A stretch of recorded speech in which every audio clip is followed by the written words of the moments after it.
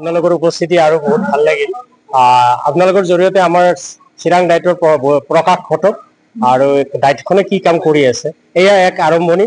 আমাৰ RCC building এটা হৈছে আমাৰ হোষ্টেল হিচাপে আৰু বাউণ্ডাৰী ৱালো আহিলে আৰু লগতে আমি শৈক্ষিক দিশত বিভিন্ন কাম কৰি আছো। বিদ্যালয়সমূহ ছুপাৰভিছন মনিটৰিং কামখিনি হৈ আছে আৰু এইসকল আমাৰ ফেকাল্টি তেওঁলোকে আমাৰ বিভিন্ন প্ৰান্তৰ পৰা আহি ইয়াত জইন কৰিছে। তেওঁলোকৰ প্ৰচেষ্টাতে জিলাখনে আগুৱাই যাব বুলি আশা কৰিছো। তেওঁলোকৰ পৰা আপুনি সাক্ষাৎকাৰ ল'ব পাৰে যে কেনে পাইছে ইয়াত আহি মোৰ লগত কাম কৰি।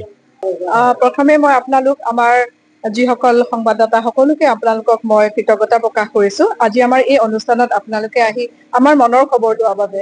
আমি আমাৰ দূৰণিবতীয়া ঠাইৰ পৰা আহি আমি চিৰাং জিলাত কৰ্মৰ বাবে ব্যস্ত হৈ আছো আৰু আমি আমাৰ অধ্যক্ষ মহোদয় নাছিৰুদ্দিন ছাৰৰ তত্বাৱধানত তেওঁৰ পৰামৰ্শ মতে বিভিন্ন কামত জড়িত হৈ পৰিছো।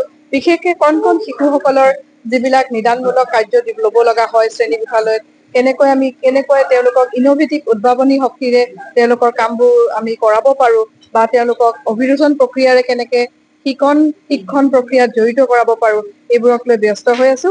আৰু আজি এটা আমাৰ খুব শুভ দিন যে এই দিনটোতে আমাৰ বাউণ্ডাৰী ৱাল আৰু শিক্ষাৰ্থীসকলৰ বাবে বিশেষকে ল'ৰা ছোৱালী বইজ হোষ্টেলৰ যিটো আমাৰ আধাৰশিলা ফাউণ্ডেশ্যন ষ্টন লেইং চেৰিমনী হৈছে, তাৰ কাৰণে আমি অত্যন্ত সুখী আৰু আমি খুব আশাবাদী গোটেই এই জিলাৰ আমাৰ শিশুসকল, আমাৰ শিকাৰুসকল যাতে উত্তৰ দিশত আগুৱাই যাব পাৰে। ধন্যবাদ।